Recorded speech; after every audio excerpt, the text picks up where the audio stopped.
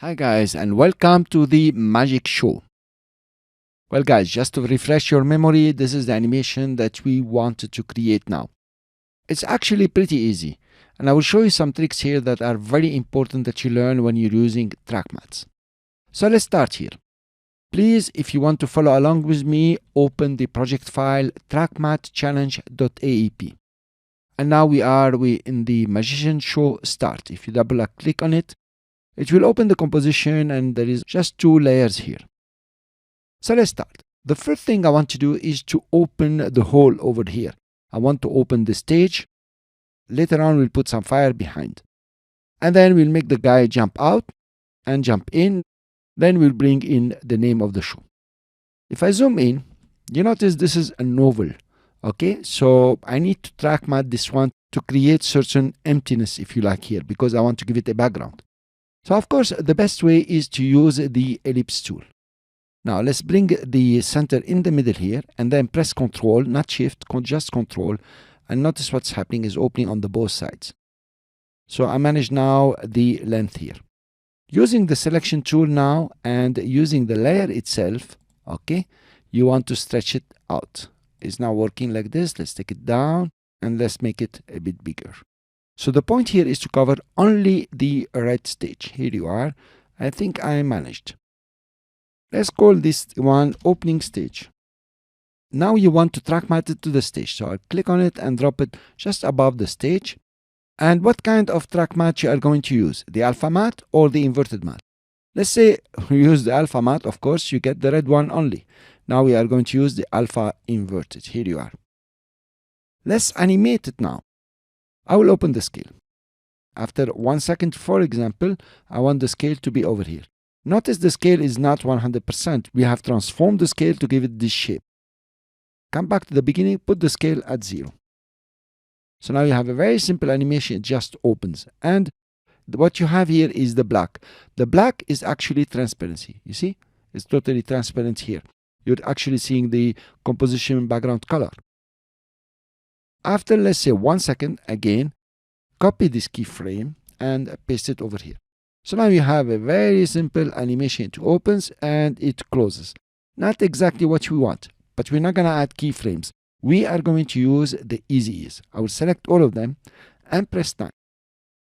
Now, as an exception here, I'm going to use the graph editor, but with scale, I will use now the speed graph, not the value graph. I don't want the values to change. So I will select all the keyframes and try to do something just like this. Okay, I press Ctrl and Shift for it to snap. And let's look at the animation. It opens fast and it closes. Not bad at all. We are managing, guys. Of course, if you can tweak it and make it, much better than this. Now let's get the guy jumping out. I will zoom in to 100%. That is Alt//. The magician has to come from this side. It's gonna start here and go up and then down. Let's put it over here. And let's look at what kind of track matte you are going to give. If you notice, this distance here is not like very curved. You can easily use a rectangle. I will select the rectangle tool. Here you are. Zoom out a bit and draw the rectangle. Of course, I would deselect and draw a simple rectangle, going as top as I can. Here you are. Now I'm going to zoom in to be very precise and make sure that, it's connecting. It's not bad at all, by the way, but let's keep this right here. It will be more interesting later on. So let's take the magician now, and of course, we are going to give it alpha matte this time. Let's create the animation now using the position for the magician. I will keyframe it over here. Go to the next keyframe and just take the guy out. I will use the selection tool and take it out as far as I can. Okay, my shape layer did not work, or the track matte did not work. It's too small.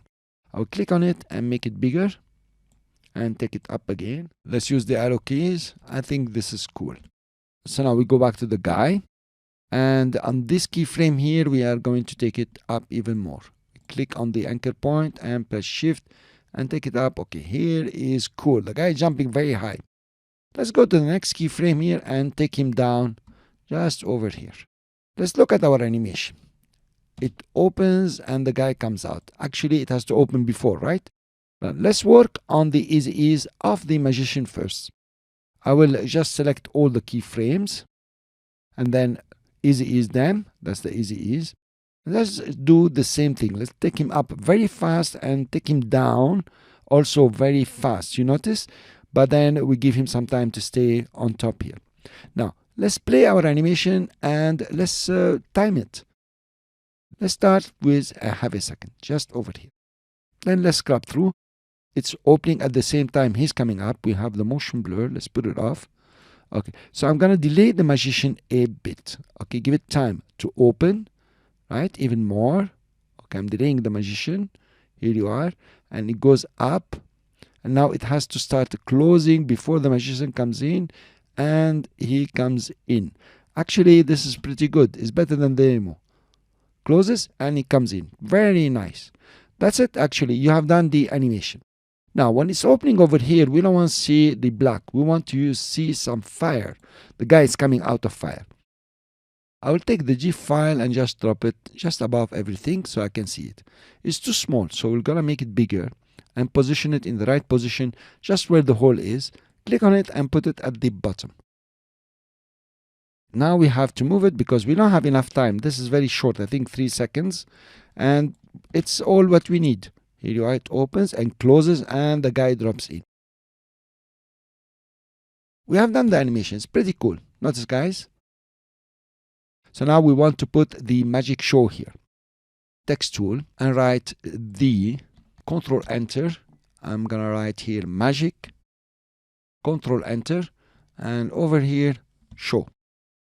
Now to animate them very easily, I will select the 3 of them and just pre-compose.